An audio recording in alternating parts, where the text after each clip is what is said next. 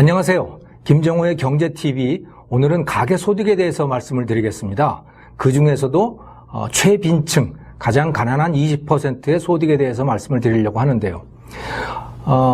얼마 전에 통계청에서 가계 동향조사라고 하는 것을 발표를 했습니다. 2019년 올해 1, 2, 3월에 1, 4분기죠. 올해 1, 2, 3월 우리나라 가계들의, 그러니까 우리 보통 가정이죠. 가계들의 소득이 어떻게 됐냐라고 하는 걸 발표를 했는데요. 네. 여러분들은 어떤지 모르시겠어요. 이 통계에 의하면 우리나라의 평균 가계의 소득은 483만 원입니다. 한 달에 483만 원. 세금 다 포함해서 그렇다는 것이죠.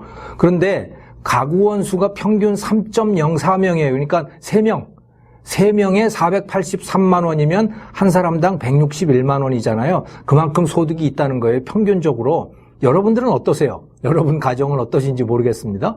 자, 그런데 제가 오늘 그 말씀을 드리려고 하는 것은 아니고, 이 중에서도 가장 못 사는 20%의 소득에 대해서 말씀을 드리려고 하는 겁니다. 왜냐하면 지금까지 우리나라에서 가장 문제가 되어 왔던 것이 이 최빈층의 소득이잖아요. 그래서 소득 분배가 악화됐느니 뭐 이런 얘기를 계속 해가지고 소득 주도 성장이라고 하는 것도 그래서 나온 것이고 그런 거 아니겠어요? 그래서 그 문제를 오늘 말씀을 드리려고 하는 겁니다. 자, 결론적으로 말씀을 드리면요.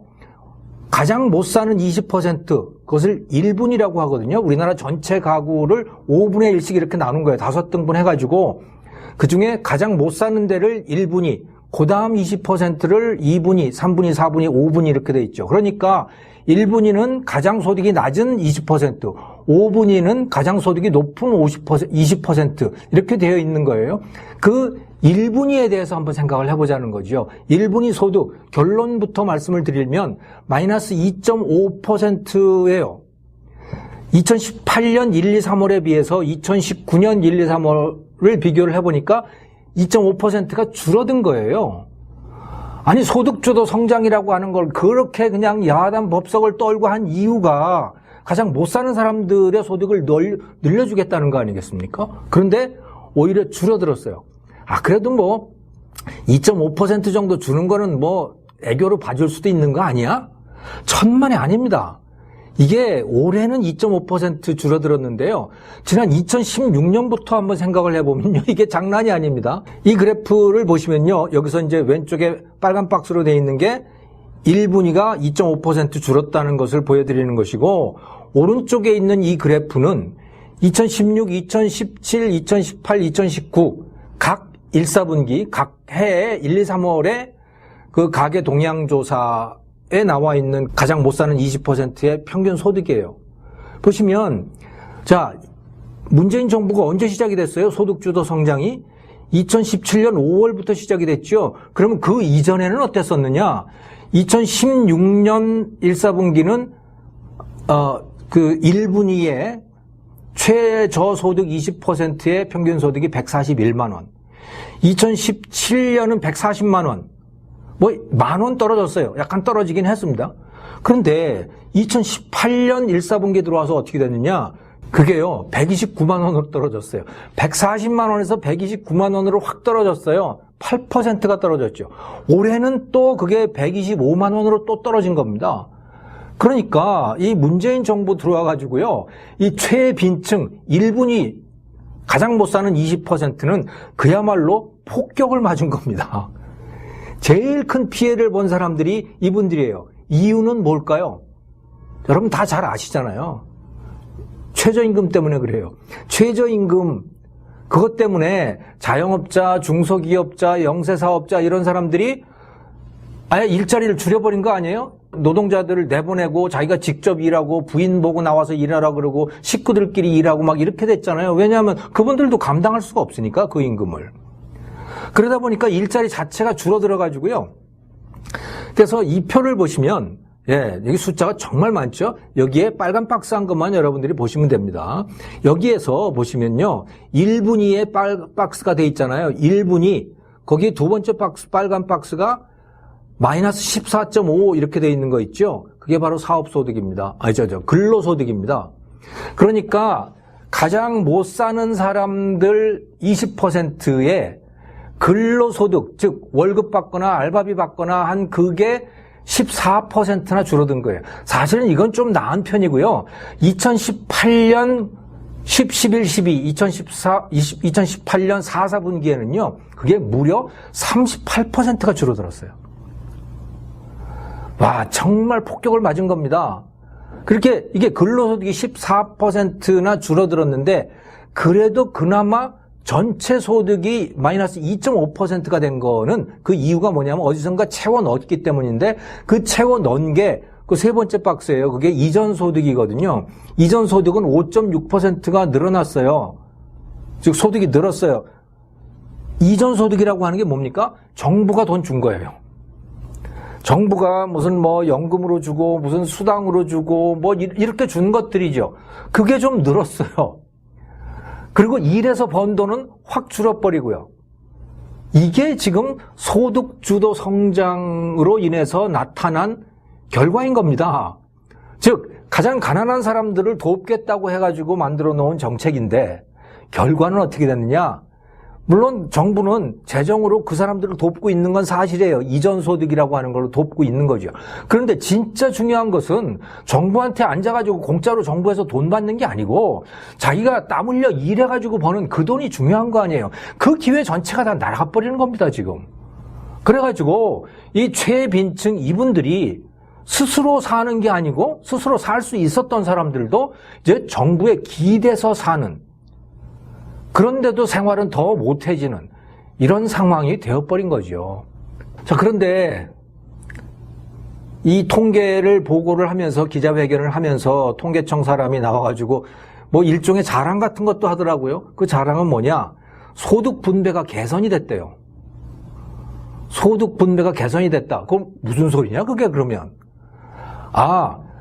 그 소득 5분위 배수라고 하는 게 있거든요. 그 소득 5분위 배수라고 하는 건 뭐냐면 1분위 가장 못 사는 사람들의 그 소득으로, 그게 1인당 평균 소득으로 가장 잘 사는 사람들의 소득, 평균 소득을 나누면 몇 배가 되느냐라고 하는 거예요. 그게 줄어들었다는 거죠. 예, 그건 사실은 사실이에요.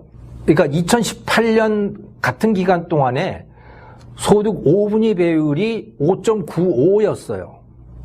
그런데 이번에 그게 5.8이 됐어요. 그러니까 뭐 가장 잘 사는 사람하고 가장 못 사는 사람의 격차가 줄어든 건 사실이에요. 그런데 왜 줄어들었는지 아세요? 이 표를 한번 보십시오. 박스를 2개 쳐놨잖아요. 제가 여기다가 이 그래프에. 즉 1분위가 줄어들었지만 5분위도 줄어들었어요. 가장 잘 사는 사람들의 소득도 줄어든 거예요. 그래가지고 소득이 평등해졌대요. 네. 뭐 틀린 말은 아니지만 진짜 웃기는 거 아니겠어요? 아니, 소득 분배가 개선이 되려면 못 사는 사람들이 저소득층의 소득이 높아져가지고 소득 분배가 개선이 돼야 되지, 잘 사는 사람들은 소득을 떨어뜨려가지고 소득 분배가 개선됐다니 이게 도대체 뭡니까 이게?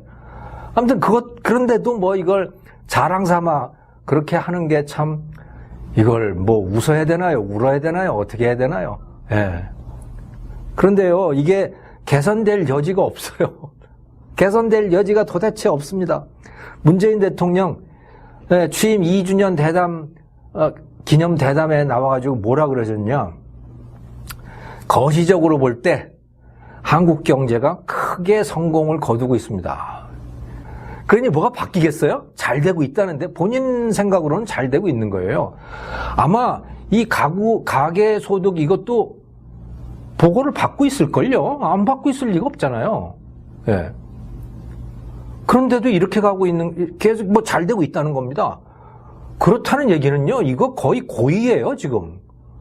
거의 고의로 이런 일이 지금 벌어지고 있다고 봐야 되는 겁니다. 이것은 무슨 착각이나 이런 게 아니고, 그냥 일부러 이런 일이 진행되고 있다는 생각도 들어요. 거기다가 이 정부의 거의 정신적 지주 같은 사람, 유시민 있잖아요.